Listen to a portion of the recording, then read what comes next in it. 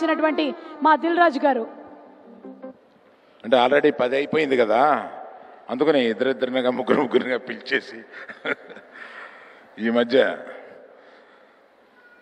ఒక చరిత్ర సృష్టించిన దిల్ రాజు అంటే ఒక సినిమా ఎలా చేసి ఒక సినిమాని ఎక్కడికో తీసుకెళ్ళి మళ్ళీ ఇన్కమ్ ట్యాక్స్ని ఇన్వైట్ చేసి రకరకాలు చేశాడు ఒక వారంలో. ఈ మధ్య దిల్ రాజు గారిని నేను నా స్టేజ్ మీద ఆహ్వానించి చెప్పేటప్పుడు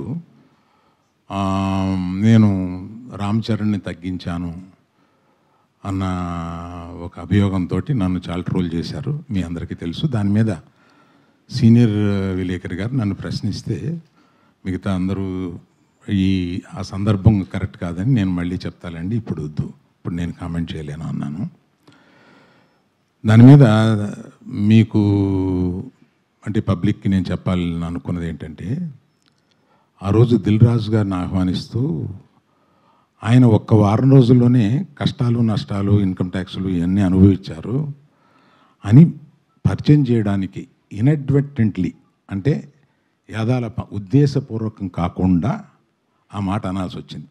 దానికి మెగా అభిమానులు చాలా ఫీల్ అయ్యి దాన్ని ట్రోల్ చేసి నన్ను ట్రోల్ చేసి చేశారు. ఫీల్ అయిన అభిమానులకి నేను చెప్తున్నాను, ఉద్దేశపూర్వకంగా చేసింది కాదు. నేను చరణ్ నా కొడుకు లాంటాడు, అంటే నాకున్న ఏకైక మేనలుడు, అతనికి ఉన్న ఏకైక మేనమావని. అందుకని ఎమోషనల్గా చెప్తున్నాను, ప్లీజ్ లీవ్ అస్ బిహైండ్. చరణ్కి నాకు ఉండే ఒక రిలేషన్షిప్ ఇస్ ఎక్సలెంట్ రిలేషన్షిప్లో ఉంటాం మేము. అందుకని please let us leave it alone.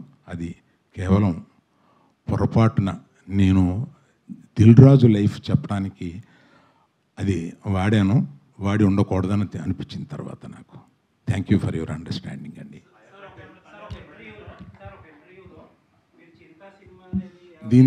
దీంతో ఆపేద్దాం సార్, దీన్ని ఎక్స్టెండ్ చేస్తే నేను ఒక్క నిమిషం సార్, ఒక్క నిమిషం. నేను ఎమోషనల్ ఇష్యూ అని చెప్పాను. నేను చెప్పిన దానికి విలువ లేకుండా పోద్ది. దీన్ని ఫర్దర్గా తీసుకెళ్తే అందులో నుంచి ఇంకో హెడ్డింగ్ వస్తుంది. ప్లీజ్.